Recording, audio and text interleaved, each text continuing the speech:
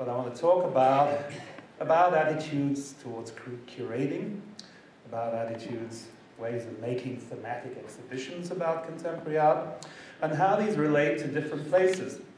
And I do deeply believe that if you make an exhibition, it should really relate to where you make it. And if you do that in the right way, it'll also relate to lots of other things as well, into the rest of the world. But, you know, we all come from somewhere. You know, Skeena, you've been telling us about your experiences and things. But there are many, you know, these are painful experiences. But we all come from somewhere. And this is part of us. And the more we recognize that communality of, you know, pleasure and struggle and hardship, the more human we all become. And what worries me, of course, is that there's so many things which diminish our humanity. But thankfully, art is not one of them. And if it's any good, it increases it. And so, wounds, happiness, and distance. Well, wounds relates to this city, Stockholm, the capital of Sweden, where in 1998 I made an exhibition called Wounds Between Democracy and Redemption in Contemporary Art.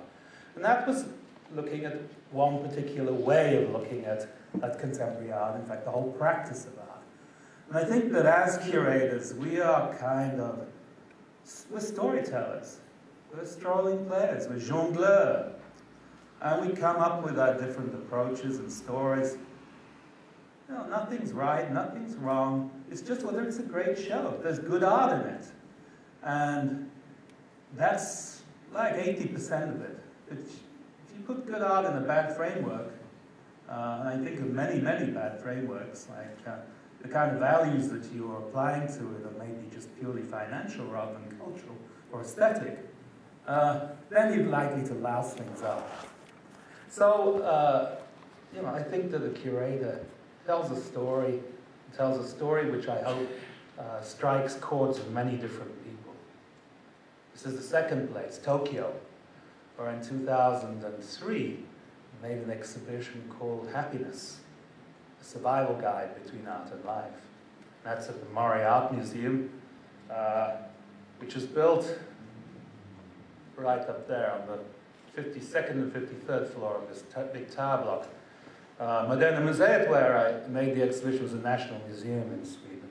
So I moved from the public sector into the private sector, but it didn't make any difference. They had the same ethos. It doesn't matter where the money comes from, it's really the quality of what is done at the end of the day. And then here, you recognize it, this iconic city, the harbour of Sydney, the harbour bridge, and the Opera House. And then all around here, and even out there, there were 7 venues showing distance, the beauty of distance, songs of survival, and the Precarious Age, which was the last Biennale, and that ended on the 1st of August this year. So, you're going to get blitzed with images and different approaches to art, but I think in a sense, the same story, the same viewpoint is coming out, because it's the same person telling you the story, and I had a reasonably good education, coming from Great Britain, which is one of the great imperializing, colonizing countries of the world. You can call it great.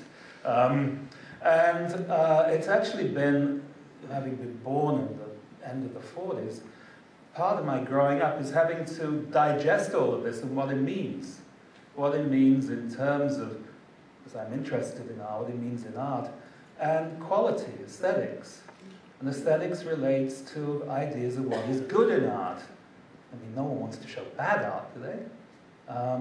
But then, I mean, how do you qualify? How do you quantify what is good?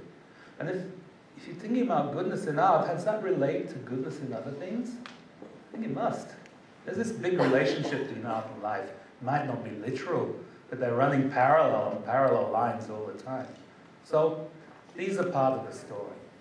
So we start with the new Raphael Moneo building, which this exhibition started, and there you can see it. But what's interesting is we have this new modernist temple, and then here's an old prison, which is for sailors. It's on an island in the middle of Stockholm, And we went outside this modernist palace that had been created and also populated some of the spaces around. So this exhibition had about 770 artists dating